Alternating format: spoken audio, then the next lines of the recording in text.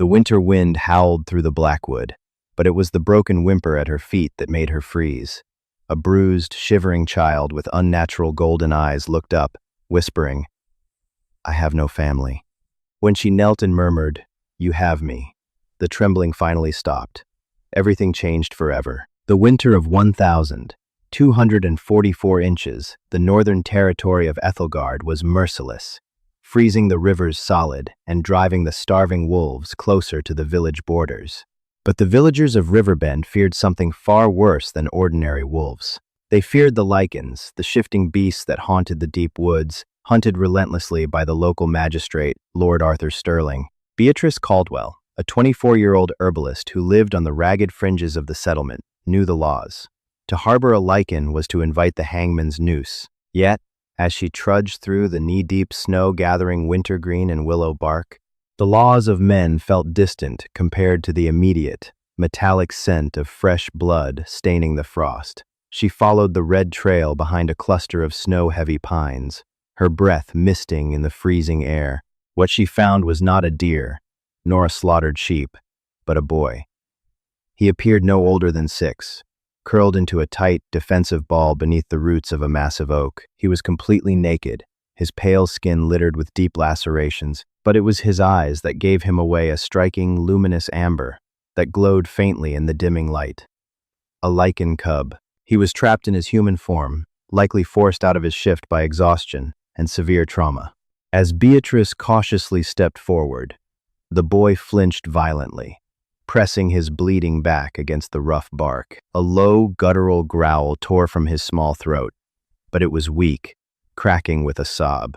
"Stay back," the child rasped, his voice raw. Beatrice slowly lowered her woven basket, raising her hands to show they were empty. "I am not going to hurt you," she said, her voice a soft, steady cadence against the howling wind. "You are freezing. You are bleeding. If you stay here, the cold will take you before Lord Sterling's hounds do."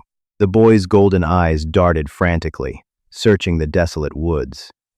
"They are gone," he whispered, a profound, hollow grief settling over his small features. "The men in iron, they burned the den. They took them all." The child's lower lip quivered, and the fierce, protective anger he had tried to project shattered entirely. Tears tracked through the soot and dirt on his cheeks.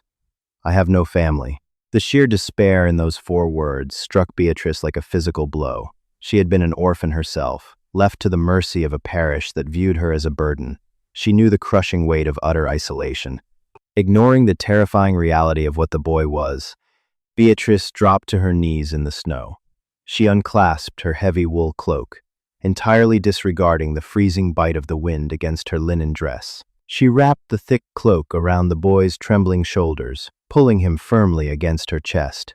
He stiffened, terrified of the human contact, his entire body vibrating with shock and hypothermia. "You have me," Beatrice murmured into his dark, matted hair, rocking him gently. "Do you hear me? You have me now." For a long, agonizing moment, the boy remained rigid. Then, slowly, the violent shaking ceased. The cub let out a long, broken exhale, his tiny hands gripping the fabric of her dress like a lifeline. He buried his face into her neck, surrendering to the warmth. "My name is Beatrice," she whispered, lifting him into her arms. He was dangerously light. "What is yours?" "Finn," he mumbled against her collarbone, his eyes drifting shut. Smuggling a werewolf cub into Riverbend was an act of quiet treason. Beatrice carried him through the back alleys, slipping into her stone cottage just as the evening curfew bells began to toll. She spent the entire night tending to his wounds. The lacerations on his back were precise, inflicted by silver-laced whips, the signature weaponry of Lord Sterling's elite guard. Someone had tortured this child before he managed to escape. Over the next 3 weeks, Beatrice hid Finn in the root cellar whenever neighbors came to purchase tinctures or salves. Slowly, the boy began to heal, though his soul remained deeply scarred. He would wake up screaming in the dead of night, his eyes flashing golden as he thrashed against invisible captors. Beatrice would hold him until the night terrors passed, singing old lullabies to ground him back to reality. A profound bond forged between them in the cramped, herb-scented cottage. Finn learned to help her grind dried chamomile, and Beatrice learned that lichens purred like massive cats when they felt safe and contented. He became the center of her solitary world. But the fragile peace they had built was built on a powder keg, and the fuse was already lit. Rumors began to circulate in the market square. A prominent Lycan Alpha had been spotted crossing the borders of Ethelgard. The whispers spoke of a massive, heavily scarred warrior slaughtering Lord Stirling's patrols in the dead of night, leaving behind no tracks, only a message carved into the trees: "Return the heir." Beatrice had looked down at Finn, who was happily chewing on a piece of dried venison by the hearth, completely oblivious. The heir. She felt a cold dread pool in her stomach. Finn wasn't just a survivor of a rogue pack. He was royalty among his kind, and someone very dangerous was coming for him. The arrival of Gideon Reed brought the village of Riverbend to a standstill. He did not sneak in under the cover of darkness. He rode through the main gates at high noon on a massive black destrier, wearing a heavy fur-lined traveler's cloak that did little to hide the broad, heavily muscled build beneath. His face was striking, sharp-jawed and aristocratic, marred only by 3 jagged, faded claw marks that ran diagonally from his left temple down to his jawline. He claimed to be a merchant from the southern trade routes, seeking shelter and supplies, but Beatrice, watching from the window of her cottage, knew instantly what he was. The air around him seemed to crackle with an oppressive, suffocating dominance. He moved with a predatory grace that no human possessed. Finn tugged at her apron strings, trying to peer over the windowsill. "Why are you holding your breath?" Beatrice quickly pulled the curtains shut, her heart hammering against her ribs. "We are staying inside today, Finn. Go down to the cellar. Do not come up, no matter what you hear. Promise me." Finn's golden eyes widened with sudden understanding, the scent of his fear faintly spiking the air with the smell of burnt ozone. He nodded, scampering toward the heavy wooden trapdoor hidden beneath a braided rug. For 2 days, Gideon stalked through the village. He asked innocuous questions, trading coin for ale at the tavern. But Beatrice heard the truth from her customers. The stranger was asking about a boy. He claimed it was his nephew, stolen by bandits. Lord Stirling's guards, arrogant and bloated with local power, tried to interrogate Gideon. 2 guards were found unconscious in an alleyway the next morning, their weapons stripped and their armor severely dented. The tension in Riverbend was a physical weight. Beatrice knew it was only a matter of time before Gideon's terrifyingly sharp senses picked up the scent of a lichen cub on her clothes. The confrontation happened on a Tuesday evening, just as a violent snowstorm began to batter the village. Beatrice was locking the heavy iron deadbolt of her shop when a massive hand clamped over hers, stopping the mechanism. She gasped, stumbling back as the door was pushed open. Gideon Reed stepped into her cottage, bringing the freezing storm and the overwhelming scent of pine, rain, and raw power with him. He shut the door behind him with a quiet, definitive click. "Beatrice Caldwell." Gideon's voice was a deep, resonant baritone that sent a strange, involuntary shiver down her spine. It wasn't just fear. It was an unfamiliar, magnetic pull that left her breathless. The village herbalist, the woman who buys thrice the amount of meat a single woman should consume, yet has no dog. "I have a large appetite," Beatrice lied, backing away toward the counter, her hands subtly reaching for the iron mortar pestle behind her back. Gideon's dark eyes locked onto hers. Slowly, the pupils dilated, bleeding out until his eyes were a terrifying, mesmerizing shade of glowing amber. "Do not lie to me, human," he growled, stepping closer. The sheer proximity of him made Beatrice's knees weak. "I can smell his blood on the floorboards. I can smell his terror. What have you done to him?" "I saved his life," Beatrice shouted, her maternal instinct completely overriding her fear of the apex predator standing before her. She snatched the iron pestle, holding it up like a weapon. "If you take one more step, I will cave your skull in." Gideon paused.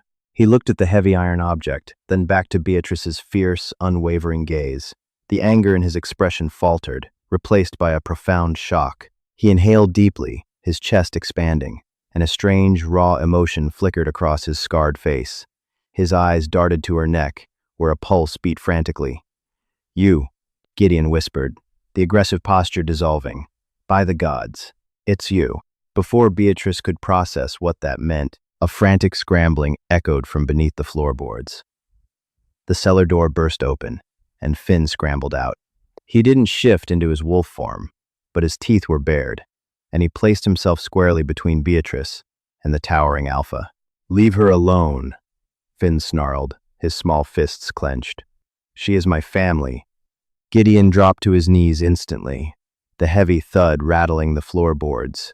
"Finn," he choked out, his hands trembling as he reached toward the boy. "Little cub, I thought the hunters had slaughtered you. I have searched the entire territory." But Finn didn't run to him. Instead, the boy backed into Beatrice's legs, terror radiating from his small frame in waves. "No, don't let him take me, Bee. It was a trap." Gideon's face went entirely slack. "What are you saying, Finn?" "The raid on our den," Finn cried, clutching Beatrice's skirts. "The guards knew exactly where the silver wards were buried. They knew the patrol routes. Someone from the pack told them, 'Uncle Gideon, someone betrayed us. If I go back, they will kill me to take my claim.'" The silence that followed was deafening, broken only by the howling wind outside. Gideon's jaw tightened, the muscles ticking as the horrific realization set in. His own pack, his own inner circle had conspired with Lord Sterling to murder his brother Finn's father and usurp the bloodline. Beatrice looked down at the terrified child, then at the devastatingly heartbroken Alpha kneeling on her floor. Before anyone could speak another word, a heavy, rhythmic pounding echoed at the front door. "Open up in the name of Lord Sterling," a harsh voice bellowed from the snowstorm outside. "We know you are harboring the southern stranger, Caldwell. Break the door down." Gideon's head snapped toward the door, his sorrow instantly transmuting into a lethal, terrifying rage. He stood up, his bones giving a sickening, wet crunch as he began to shift. He looked at Beatrice, his golden eyes burning into her soul. "Take the boy through the back window," the Alpha commanded, his voice already deepening into a monstrous, inhuman register. "Run to the Blackwood. I will find you, my mate. I swear it." Mate. The word hit Beatrice like lightning, but the sound of an axe biting into her front door shattered her shock.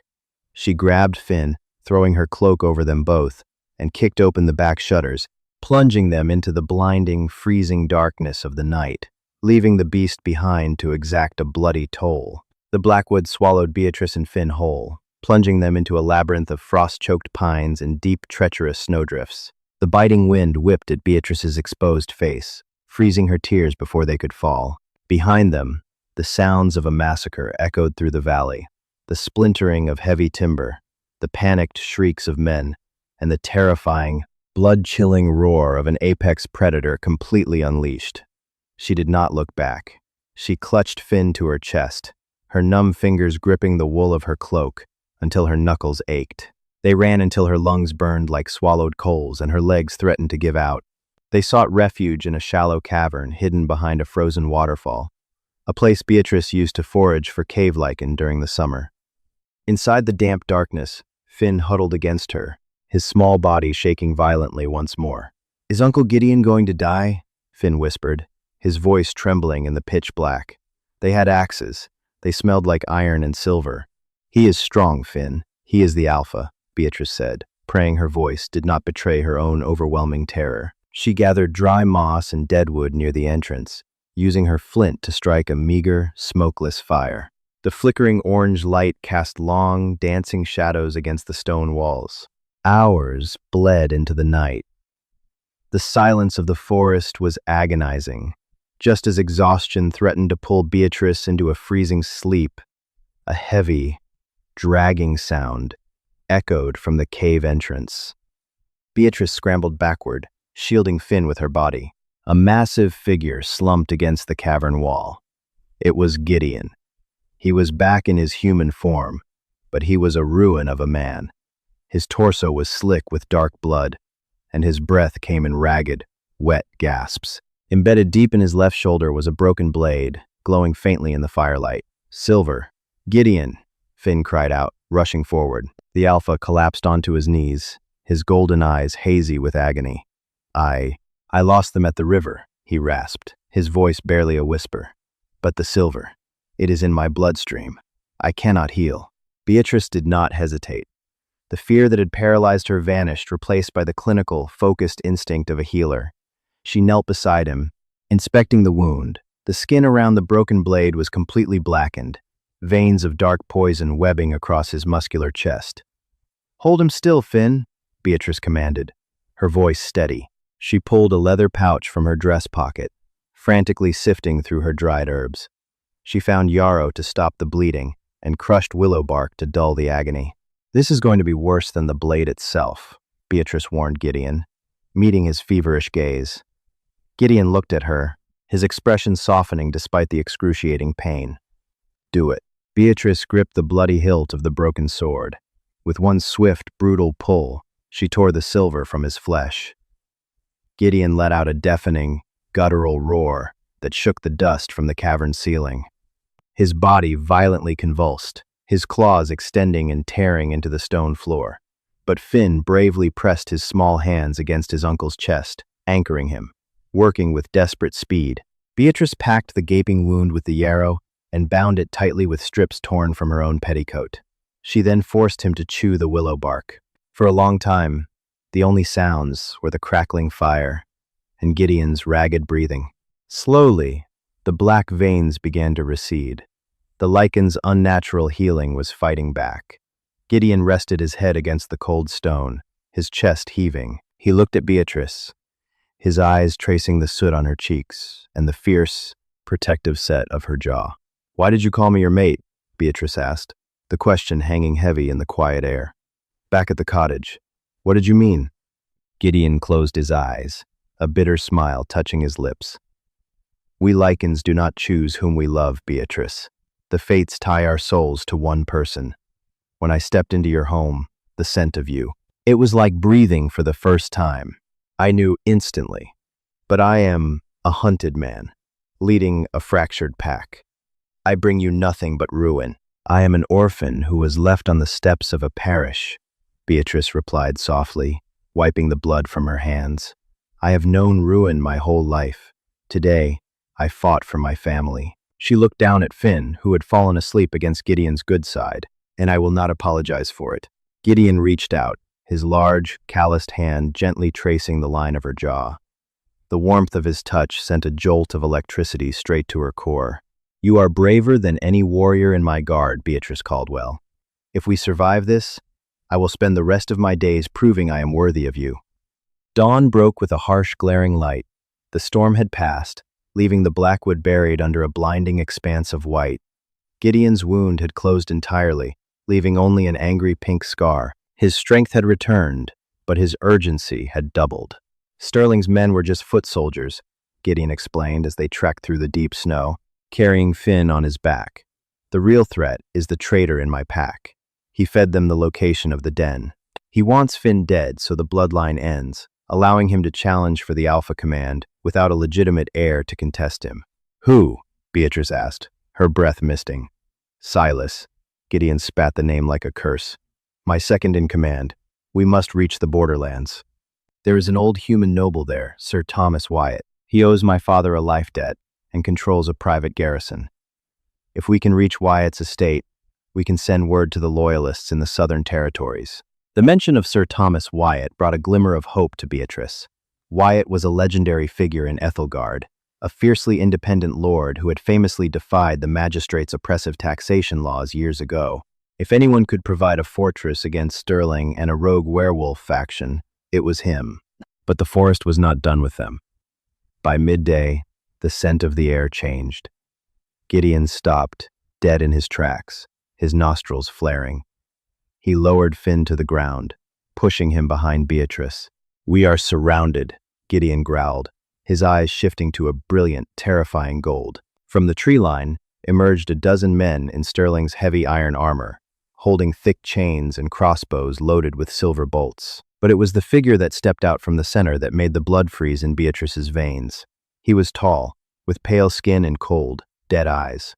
He wore no armor, only a fine leather tunic. But the aura of menace he projected was suffocating. "Silas," Gideon snarled, his voice vibrating with lethal intent. "Gideon," Silas replied, a mocking smirk playing on his lips. "I must say, I am impressed. You survived the ambush at the den, and you slaughtered 10 of Sterling's best men last night. But running through the woods with a human whore and a weak cub, how the mighty have fallen. You betrayed your alpha. You slaughtered your own kin. Gideon's bones began to pop and snap, his body swelling as the beast pushed to the surface. I secured our future, Silas shouted back, dropping his calm facade. Your brother was weak. He wanted peace with the humans. We are apex predators, Gideon. We are meant to rule them, to herd them like cattle. Once I present the magistrate with the cub's head, he will grant me the Blackwood. The pack will be unstoppable. Silas gestured to the crossbowman. Put the alpha down. Take the cub. Kill the woman. As the guards raised their weapons, Beatrice did not cower. She reached into her cloak, pulling out 3 small, tightly bound bundles of dried wolfsbane and flash powder she had hastily assembled from her shop's wreckage before they fled. Cover your eyes, Beatrice screamed to Finn. She hurled the bundles straight into the snow at the guard's feet. The impact triggered the volatile powder, erupting in a blinding, deafening flash of white light and a thick, choking cloud of toxic purple smoke. The guards shrieked, dropping their crossbows as the wolfsbane burned their lungs and blinded their eyes. Silas stumbled back, coughing violently, his heightened senses turning the harsh chemical smoke into sheer agony. It was all the opening Gideon needed. Fully shifted into a monstrous, 9-foot-tall wolf of pure nightmare, Gideon launched himself into the fray. He tore through the armored guards like parchment, a blur of fangs and claws fueled by righteous, devastating vengeance. Blood sprayed across the pristine snow. But in the chaos, Silas recovered. He ignored Gideon, drawing a long, silver-coated dagger, and lunged directly for Finn. Beatrice threw herself in front of the boy, bracing for the blade, but the blow never landed. A terrifying, high-pitched snarl ripped through the air. Beatrice fell backward as Finn pushed past her. The 6-year-old boy was gone. In his place stood a small, fiercely territorial wolf with glowing amber eyes. Finn had shifted. The cub launched himself at Silas's legs, his sharp teeth sinking deep into the traitor's calf. Silas screamed in pain, dropping the dagger to pry the furious cub off his leg. Before Silas could strike the boy, a massive shadow fell over him. Gideon stood over the traitor, his muzzle dripping with the blood of Sterling's guards. The alpha's eyes burned with a cold, merciless judgment. Mercy, Silas choked out, holding his bleeding leg. Gideon's massive jaws clamped down on Silas's throat. There was a sickening crunch, and the traitor fell silent forever into the snow. The trek out of the Blackwood and into the borderlands took 3 grueling days. They survived on frozen berries, a wild hare Gideon caught and brought back in his wolf form, and the sheer, desperate force of their combined will. Finn remained largely in his human form, exhaustion rendering him pliable and quiet, tucked securely against Beatrice's chest beneath the heavy wool cloak. Gideon led the way, his massive frame breaking the snowdrifts, an immovable shield against the biting northern winds. On the twilight of the 3rd day, the jagged, towering spires of Sir Thomas Wyatt's estate pierced the gray horizon. Built into the side of a massive granite cliff, the keep was a fortress of dark stone and heavy iron portcullises. It was a place designed to withstand armies, let alone the corrupt magistrate of a neighboring territory. When they approached the heavily guarded gates, the archers on the battlements immediately drew their bowstrings. "Halt!" the captain of the guard shouted down. "State your business, wanderers, or be filled with arrows." Gideon stepped forward, throwing back his hood to reveal his deeply scarred face and glowing, unnatural eyes. He did not shout, but his deep baritone carried effortlessly up the stone walls. "Tell Sir Thomas Wyatt that the son of the Blackwood Alpha has come to collect the life debt owed to his father. Tell him Gideon Reed stands at his gate." Within minutes, the grinding screech of iron on stone echoed through the valley as the heavy gates were raised. Sir Thomas Wyatt was an imposing human, even in his twilight years. He possessed a thick beard grayed by time, a face mapped with the scars of old wars, and a posture that refused to yield to gravity. When Gideon, Beatrice, and Finn were brought into the great hall, Wyatt dismissed his guards with a sharp wave of his hand. The old lord descended the dais, his sharp eyes lingering on Gideon's scars before dropping to the shivering boy holding tightly to Beatrice's hand. "The magistrate's men have been scouring the trade routes," Wyatt said, his voice like grinding stones. "Sterling has placed a bounty of 10,000 gold pieces on your head, Gideon. and 5,000 for the woman and the child. He claims you are a rogue beast who slaughtered his patrols unprovoked. Sterling conspired with a traitor in my ranks to murder my brother and wipe out his bloodline. Gideon replied coldly. He gently nudged Finn forward. This is Finn, the rightful heir. Sterling wants him dead so he can claim the Blackwood territory unopposed. Wyatt knelt, his armor clinking, until he was eye level with the boy.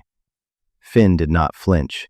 His golden eyes met the old warrior's gaze with a fierce, quiet defiance that mirrored his uncle's.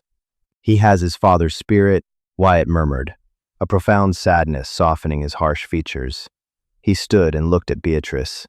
And who are you, human? A mercenary? A hostage? I am the woman who pulled the silver from your alpha's chest, Beatrice answered, her chin raised, refusing to be intimidated by the wealth and military might surrounding her. I am the one who kept the boy alive. They are under my protection, Lord Wyatt, just as much as I am under theirs. Wyatt let out a bark of laughter, shaking his head. By the heavens, Reed, you found yourself a fierce mate. My garrison is yours. You will have hot food, warm beds, and the protection of my walls. For 2 days, they knew peace. Beatrice bathed Finn in a copper tub filled with steaming water, washing away the soot, blood, and terror of the woods. Gideon spent his time in the war room with Wyatt, fortifying the defenses and sending ravens to the southern loyalist packs, calling them to arms. But the peace was a fragile illusion, shattered on the third night. It began not with a horn, but with a horrifying, booming explosion that shook the very foundations of the keep. Beatrice jolted awake in her guest chambers, clutching Finn as the stone walls vibrated. Outside the window, the courtyard was illuminated by the hellish orange glow of Greek fire. Gideon burst into their room seconds later, his sword drawn, his eyes blazing gold. The eastern gate has been breached, he snarled. One of Wyatt's lieutenants, a man named Captain Harrison, was bought by Sterling's gold. He poisoned the gatekeepers and opened the portcullis. Sterling is here? Beatrice gasped, grabbing her cloak and her satchel of herbs. With an army, Gideon said, his voice grim. They have silver-tipped ballistas. Wyatt's men are fighting, but the courtyard is overrun. Gideon grabbed Beatrice by the waist, pulling her flush against his chest. In the chaos of the burning fortress, he pressed his forehead against hers. Listen to me, he whispered, his voice vibrating with a desperate, consuming love. You take Finn down to the catacombs. There is a smuggler's tunnel that leads to the river. Do not wait for me. I am not leaving you, Beatrice cried, grabbing the leather of his armor. You said I was your mate, which is exactly why you must live, Gideon roared. Though his eyes were frantic with fear for her, he kissed her a hard, bruising, desperate claim that tasted of smoke and promises. I will find you. I swear it on my soul. The descent into the catacombs was a nightmare of shadows and echoing screams. Beatrice dragged Finn down the spiraling stone steps, her heart hammering against her ribs. Above them, the clash of steel and the monstrous roars of shifting lichens shook the dust from the ceiling. They navigated the damp, skull-lined corridors, searching for the iron grate Wyatt had described.